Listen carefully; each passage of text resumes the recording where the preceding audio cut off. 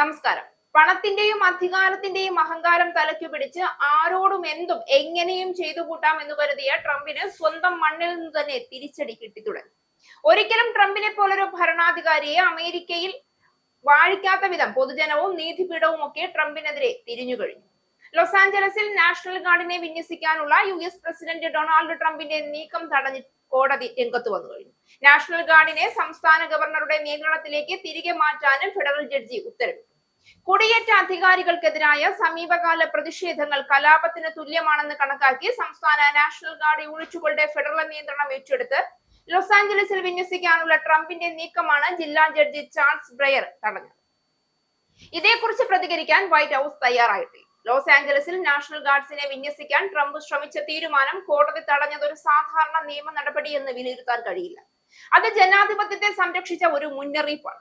അമേരിക്കയുടെ സ്ഥാപക മൂല്യങ്ങളോട് വിരുദ്ധമായി ശക്തിപ്രയോഗം വഴിയാണ് ഭരണത്തെ നിയന്ത്രിക്കാനാകുമെന്ന ട്രംപിന്റെ തെറ്റായ ധാരണ നേരിട്ട് തകർത്ത് തരിപ്പണമാക്കുന്നതാണ് കോടതിയുടെ ഈ വിധി. പ്രതിഷേധക്കാരും സാധാരണ പൗരന്മാരും നേരിടുന്ന സാമൂഹികമായ അസമത്വങ്ങൾക്ക് പരിഹാരം കാണുന്നതിനു പകരം സൈനിക ശക്തിയെ തെരുവുകളിൽ ഇറക്കിക്കൊണ്ട് ഭീതിയാണ് ഭരണത്തിന്റെ ആയുധമെന്ന് അദ്ദേഹം വിശ്വസിച്ചു. ജനങ്ങളുടെ ശബ്ദത്തെ അടിച്ചമർത്താൻ സായുധ സേന ഉപയോഗിക്കുന്നത് ഒരു ഉത്തരവാദിത്വമുള്ള നേതാവ് സ്വീകരിക്കേണ്ട വഴിയല്ല എന്ന് അമേരിക്കൻ ചരിത്രം തന്നെ പറയുന്നു.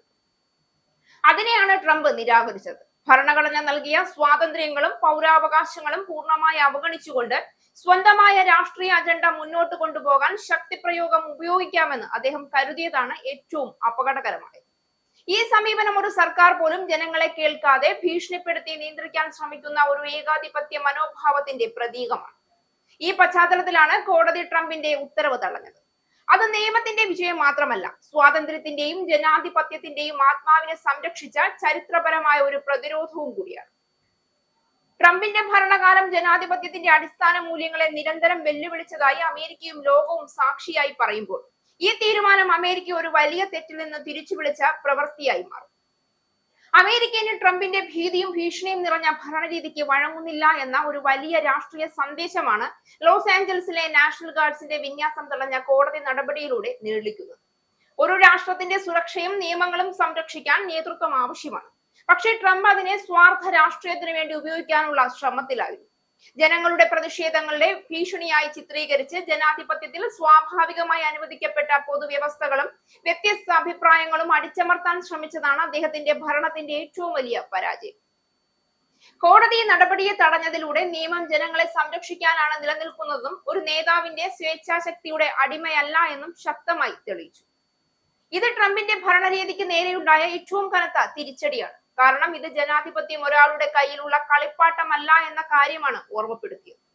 അമേരിക്കൻ ചരിത്രത്തിൽ നേതാക്കൾ ജനങ്ങളുടെ ഭാവി സംരക്ഷിക്കാൻ പ്രവർത്തിച്ചിട്ടുള്ളപ്പോൾ ട്രംപ് തന്റെ അധികാരം സംരക്ഷിക്കാനാണ് മുൻഗണന നൽകിയിരുന്നത്.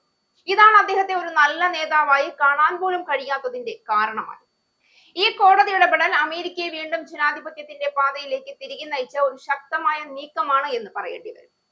ഭീഷണിയല്ല, സംഭാഷണമാണ് ഒരു രാഷ്ട്രത്തിന്റെ ശക്തി. കരിനിഴലല്ല, നിയമവാഴ്ചയാണ് ഒരു സമൂഹത്തിന്റെ അടിത്തറ. ട്രംപ് ഈ സത്യം മനസ്സിലാക്കാൻ പരാജയപ്പെട്ടപ്പോൾ കോടതി അമേരിക്കയ്ക്ക് വേണ്ടി അത് ഉറക്കെ പറഞ്ഞു. ജനാധിപത്യം ട്രംപിന്റെ ഭീഷണിയേക്കാൾ വലിയതാണ് എന്ന് ഇനിയെങ്കിലും ട്രംപ് തിരിച്ചറിഞ്ഞാൽ നല്ലത്.